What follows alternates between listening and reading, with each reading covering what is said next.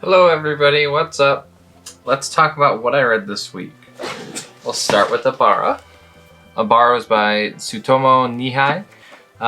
He's very famous for doing things like Blom, Knights of Sidonia, Apomiz, or something along those lines is what he's most recently come up with. This is mostly just a picture book. Was it a good picture book? 100%.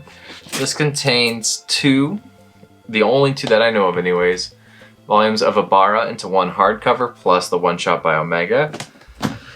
Essentially, from what I could gather from this manga, is that there's 2 beings plus humans, so 3 beings total. There's the black guana or guana, I don't know how you say it, I'm gonna call it guana, like iguana, and then, which is like him, and then there's the white guana, which are these gigantic beasts like him. And the white guanas are trying to take over the planet and gain strength. Meanwhile, this ancient order here called the 4th Aeon Guild, which are made of these skeleton creatures, they remind me of Shinigami from Death Note, are trying to stop the white guana with the humans, and so they made the black guana, and the black guana fight white guana. It's definitely a good read. Definitely something I'd recommend. If you guys see this on sale, like during the summer sale or something like that, I would pick it up. It's pretty cool. Biomega was less cool, but still interesting enough.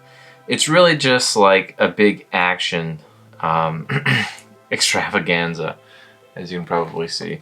So definitely, if you're big into action and blood and gore and seinen fighting, that's for you. So yeah, it's a little on the pricier side, $30 without any sale. So Right Stuff has this on sale during the summer sale. It should be way cheaper, probably closer to like 20 or 15 even. So yeah, check it out there. I got this on sale. It's in one of my hauls. Next, I read Fire Force 22, and I thought Fire Force was really leading into a crossover with Soul Eater, as you can see there. It's our main man, Excalibur, from Soul Eater. So this was awesome. I loved everything about this volume. Arthur versus Dragon, I was dying to see it. It hasn't concluded quite yet, but then we also get, to see main man Burns fight keep going on. Burns reaches his last stage and then he loses. So that was really cool. Of course, we get some more of that Adola link, so he pairs up with his brother. But we don't really know what everybody's up to yet. So this was cool to see Burns kind of sacrifice himself to help try to take out the Order, but it doesn't really work, or the Evangelion, whatever you want to call them. But then we have our mystery man show up at the end. Ooh, I wonder who he is.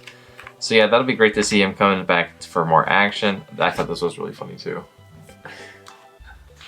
But yeah, there's also more of a flashback with him and Joker, Burns and Joker anyways. So this was really cool. I really like to see Shinra do his thing, and this was seriously just a nice battle volume to move things along. Very good. Next, I read volume 2 of the collector's edition of Pokemon Collectors. This is going to contain 4, 5, 6, 3 volumes. It's a 3-in-1. We see Agatha there. This picks up right after Red beats he gets all the badges for the Pokemon League, and he wins the Pokemon League. So Red went to go challenge the Elite Four. Actually, they sent him a challenge, but he left to go answer their challenge. And then he gets kidnapped and he's missing for a few months. So it's up to Yellow to find him. So this was really cool. Yellow goes through Kanto region to figure out how to get stronger and find Red. So Yellow does that. We don't get to the end of what happened to Red quite yet. Well, no, we do know what happened to Red, but we didn't resolve this whole conflict yet. It ends with Red coming back. Definitely really cool. If you guys are interested at all in Pokemon, you should probably read this. I think this is a much better plot than the games do, because the games have no plot for the most part. At least nothing that intertwines the games together. It's cool to see Red's journey end and then Yellow pick up. Definitely an interesting read. But yeah, we have quintessential quintuplets. In this volume, they do something similar to what they did during the festival. the other festival. And they show each girl kind of doing their own thing. And then time goes backwards, and then it shows the next girl doing her thing. So it's a little confusing, just like it was back then. It's not the most confusing thing in the world, but it's definitely, I don't think, the easiest way to go about it. Or the best way to go about it, I mean.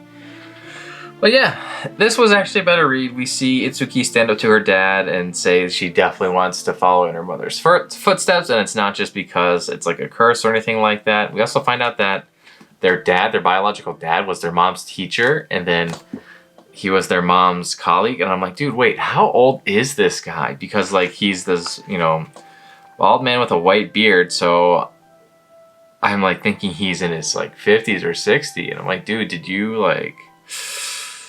I don't know, it doesn't seem like they had an up and up relationship. And then he left when the wife had quintuplets. I mean, the guy just seems like an overall scumbag. So, I don't know what happened there, but it doesn't seem very appropriate. Anyways, at the end, I'm not going to show you guys, but at the end of all of the festivals and seeing every girl overcome like their plot weakness, like Nino starts to be a little bit more caring and assertive. Miku starts to cook really well for herself and others. Ichika, she did hers on the last one, I'm pretty sure. And I don't remember exactly what her arc was. Yotsuba, what Yotsuba did was come up to Futaro, saying that she was Reina, but he didn't actually get to see her, so that was really cool. And then she kissed him, and then like she totally Batman vanished away, and he's like, dude, what was that? Was I dreaming? So I thought that was pretty funny. And then Itsuki, of course, she did the dad thing, like I said. It's also cool to know that Futaro's dad was involved in their past as well. So he actually tells off this old grandpa man. You can see him there telling him off. He's like, you suck. And then their dad also stands up to them, so that was nice. That was very cool. So yeah, I'm not going to spoil to say who he picks, but who he picks is in this volume. I will just leave you with something and tell you that I was right with one of my two guesses. I wish I could have narrowed it down to one, but I couldn't. But at least I was right, so there's that. Okay, and I also finished Law of Ueki. I read 11 through 16 like I said I would. I honestly almost didn't. New Pokemon Snap came out and it totally sabotaged my manga reading. I beat Pokemon Snap though, so there's that, huh? I didn't finish my photo decks, but I'm on it. Anyways, we see the next round kind of start. So they have to pick the popsicle stick. The popsicle stick they pick will tell them their place, and Ueki is been trying to get ice cream on this mountain in summertime this whole time, but stuff keeps happening to him. And he loses his ice cream, so he buys all the ice cream in the store, thinks he can't possibly lose all the ice cream. And he loses all the ice cream in a bomb blast from one of his teammates. Oh my god, it was so funny. Anyways, so then we go into the tournament. The tournament, they have to find the treasures. They find this one guy who's invulnerable. This other guy who can turn models into tanks, which was hilarious. He's just running away, and everybody's running away from fruit, because if you touch a tree, a fruit comes out. So he's running, and everyone's like, oh, he's running away from a fruit. No, he's running away from a tank. So Mori's like, holy shit. Anyways, so that was wicked funny. I was dying. So yeah, they go through the tournament. They make it through the next round. Mori also has powers now, but they're trying to figure out what they are the whole time. So I was like, oh, please just figure this out. Anyways, so they keep going on to the tournament. The king keeps, kind of popping in and out. We also get a friend here come back. And so, Lee shows up and he shows Ueki how to use his powers a little bit more effectively. So Ueki gets stronger like that. Eventually they have to go fight these military people for these necklaces. The person who gets the points wins. The necklaces are like dog tags. Knock someone out, you get their dog tag. Each dog tag's worth 1 point, but somebody on the team has a dog tag worth 10. It ends up being that Mori has their 10 dog tag, and then She, who's the leader, has their 10 tag. But Ueki finds out that she doesn't really like to fight, so he just walks away from her. But her power is really cool. She can make every second 10 seconds, and her level 2 is that she can make every she can make her strength times 10 when she's stopping time. So I thought that was sick. She has a really cool power. This guy is also really cool. Baron, he's like a moron, but he can teleport when he throws his knife. So to wherever his knife is, he's essentially the 4th Hokage. I think this came out before that. So like, did Kishimoto take it from his? Maybe. I don't know. I'm just saying it's possible. So I mean, it could be. Then in 13, we continue the fight. It was really cool. One guy can grow 6 arms, so he's essentially Tien. This one definitely came after Dragon Ball Z, guys, so relax. But this is a very long fight. It goes on for a while, but during the fight, Sano gets his level 2, which is the power of magnetism, which was sick. So I was very happy about that. I really wish my Monkey Man friend could have gotten his level 2. But my Monkey Man friend doesn't do a lot. His name is Hideyoshi Soya. And I forget who he is sometimes because he just doesn't do anything besides tell jokes. And he's pretty funny. But he has powers too. I don't know. It just doesn't do a lot. And here we find out what Aimori's power is. So Aimori's fighting the military people. She's totally screwed. What happens? Her power is to make people glasses lovers. But in order to do it, they have to strike a special pose. And it was hilarious. So when she touches somebody, they then have to, they like love glasses so much that they can't cause them to break. So that's what happens. But they have to strike like a cute girl pose first. So I'm trying to find it, but I don't know where it shows the cute girl pose. But essentially it's like their hands up to their face and they have to lift their right leg up.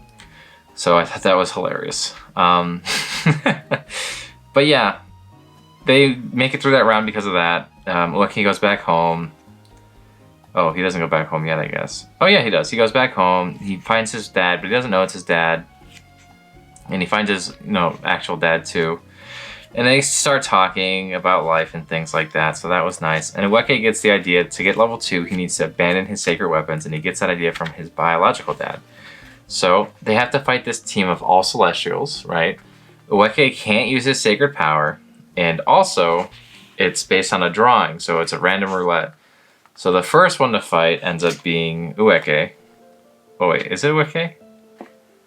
No, it's the bomb girl. And it's got these cute faces on this thing because his power is to make inanimate objects into living things. And I thought that was wicked funny because, Rinko, she loves animals, so she would never attack one. But eventually, he calls her scum. And that's where you done fucked up. So she flips when she calls him scum. And she turns into like a total delinquent and like destroys this guy. He's like, don't talk back to me, I'm an upperclassman.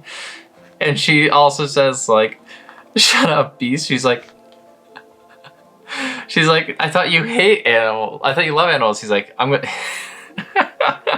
She says, oh, you call that thing on a stick a live animal?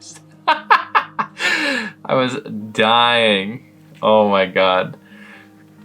And she goes, I'm gonna rip off your pumpkin head and feed it to pigs. Oh my god. So I thought that was the funniest thing. Yeah, see, I wouldn't call a stick with a face a living creature. I was like dying. And everyone goes, she's an ogre. So that was hilarious.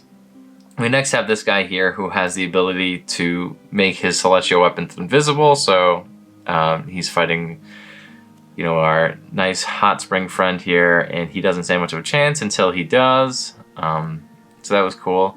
Then we have Aimori versus Glasses Man here, who's a genius, but Aimori, makes him. That's the pose. Okay, that's the pose. So she makes him love glasses. So he loves glasses, right? But she tries to get him to take off his glasses because if he does, take off his glasses, then they can be safe from the fight. But he glued them to his head. So now Aimori's got to beat him. But obviously she beats him. She breaks his glasses off his face, so just the arms are glued to his head. So that was cool. Then Ueki goes in without his sacred abilities, and we finally get to see some sick tree action. He's, you know, maneuvering Kurogane around like a train on a track. I thought that was awesome. I really like to see, you know, Ueki's tree powers in full force. Doesn't last super long though, because eventually he gets his level 2, and his level 2 is the power to reverse things. So he can reverse any powers back to nothing. So that's a really cool power. But yeah, it was a cool fight between him versus Barrows. We also get to see the king fight Margaret, and it turns out that Margaret's also a infernal, because it was, you know, Margaret was eaten by the infernal, so the infernal took her form, just like what happened to Robert. So that makes more sense. The king ended up meeting Ueki's mom, which of course was not his biological mom, but, you know, his like adopted mother. So that was neat, and she's just as much of an airhead as him, so that was really funny. But yeah, the king was inspired by her to actually make this tournament, which was neat. But we get to see this cool fight of the king versus Margaret, and the king is a beast, but they don't show them actually fight entirely. They just show kind of clips from it, but that was the like aftermath of their fight. And the king didn't even really go all out, and I was like, damn, the king's strong. But then this asshole, freaking Hannon, stabs the king with the sword, and I was like, oh shit. And that was really cool. And then we're on to the last volume. This was a pretty good ending, I thought. I don't want to spoil the ending, but I do want to say that it does not make sense to me, because I thought that nobody could get knocked out, but Ueki knocks him out. So I'm like, okay, sure. And then somehow that's him staying alive. And I understand the talent system. I just thought that we were done with that. I thought that was on pause. I don't understand why it's all of a sudden back in free reign. Was that Hanan? I don't know. Doesn't make sense to me. But overall, I did really like the ending. I thought that was cool. They brought back the talent system out of nowhere and then made it really a stressful situation because they did. And they had paused it. They had said they paused it way earlier on, so it wasn't in play for a long time. So to have it back in play was very cool. So yeah, that was a really good manga. Definitely worth checking out if you guys are at all interested in Law of Ueki from like these little tidbits I've showed you. If you guys aren't reading Fire Force, you should read Fire Force. Grab the Soul Eater Perfect Editions while they're coming out too. I mean, Soul Eater's great. Pokemon the Collector's Edition is a great time to get the Pokemon series. You might be able to get it cheaper in the box sets. I actually never checked that, but you know, it's up to you to figure out what you want to do with that. And there's only one more volume left of Quints. So what am I reading next? Well, the last volume of Quint isn't out yet, so I'm not reading that. But I will read the next volume of Pokemon. So I'm going to read this right here, no doubt. I'm going to try to read two Machimahos, but we'll see. It doesn't seem like it's a ton of words, but maybe I'm deceived. Law of Ueki at the end turned out to be a lot of words, so it slowed me down a little bit. But yeah, essentially all this one is in the title, I messed up and made the wrong person into a magical girl. They make a delinquent girl a magical girl, and it's hilarious because of that. I'll also be reading Witch Hat Atelier. My girlfriend got a head start on me on this, so yeah, or Witch Hat Atelier, I don't know how you're supposed to say it. Is it a name like Adelaide, or is it the, you know, like alchemist laboratory? So I don't know which one is supposed to be. I might also read a few other things as well. I have a pretty big interest in reading this, which you guys can't see, so let me just slide things around a little differently. I have a decent interest in reading this. I have a big interest in reading these two, though. Oh, God, I'm an idiot. There we go. I was reincarnated as the villainous in an Otome game, but the boys love me anyways. So I wanted to read this. This is not the same as All Routes Lead to Doom, My Life as the Villainous, or whatever. I know it's almost the exact same thing. I haven't read that one, but I want to. So I bought it. I'm just waiting for it to come in. So I decided to read this. This seems like it's more of a shoujo than it is anything else, so that'll be interesting. The concept to see. What the heck is that? That's weird. Anyways, and this is very similar to Mashal, but instead this guy believes that strength is the strongest thing and it can beat any magic. Mashal, he doesn't really believe that, I don't think. His parents do. But this I thought looked hilarious. So I can't wait. There's no words in this, but it's great. There are words, but you know what I mean. This should be a fast read. So yeah, that's what's on the cards for this week. What will get done, I don't know. The only book I didn't read, which I would like to read, and I don't think I brought it up here, I meant to, is Goblin Slayer, that Tale of the Swordswoman, so I'm going to read that too. Anyways, what are you guys reading this week? Did anything I read really spark your interest that you're going to check out? Or do you think something is like totally lame and I shouldn't waste my time? Oh, it was right next to me. Anyways, that's all for today. I hope everyone has a good day and a good week. Bye.